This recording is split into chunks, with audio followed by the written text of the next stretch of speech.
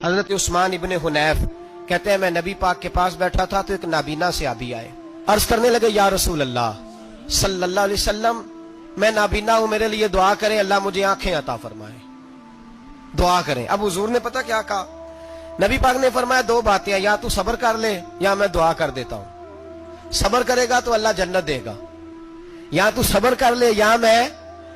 صحابی بڑے پیارے تھے، کہنے لگے یا رسول اللہ جنت تو اللہ اپنے فضل سے دے گا ہی، میں نے نہیں صبر کرنا، مجھے آنکھیں چاہیے، اور پھر یہاں آ کے صبر کروں، این خزانے کے پاس جا کے صبر کروں؟ حضور میں نہیں صبر کرتا، اب دعا کریں۔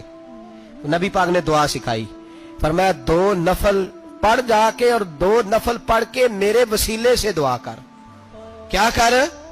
اللہ سے کہہ کہ اے اللہ میں تیرے پاس تیرے رسول کا وسیلہ لے کے آیا ہوں، اور پھر کہنا یا محمد انی توجہت علیک، کہنا ہے محمد صلی اللہ علیہ وسلم میں آپ کے وسیلے سے اللہ کی بارگاہ میں حاضر ہوں، اور پھر اللہ سے کہنا کہ اے اللہ تو اپنے نبی کی سفارش میرے حق میں قبول فرما۔ کون سکھا رہا ہے؟ بولیے کس کو؟ بولیے۔ کہا جا میرے وسیلے سے جا کے دعا کر۔ حضرت عثمان کہتے ہیں وہ چلے گئے، دو نفل پڑھے، حضور کے وسیلے سے دعا مانگی۔ فرماتے ہیں وہ چلے گئے پر ہم کوئی نہیں گئے۔ آپ کیوں نہیں گئے؟ تو صحابہ کا نظریہ بتاتا ہے کہ وہ گئے اس لیے نہیں کہ ہم حضور کا معجزہ دیکھ کے ہی جائیں گے، کہتے ہیں ہم گئے نہیں۔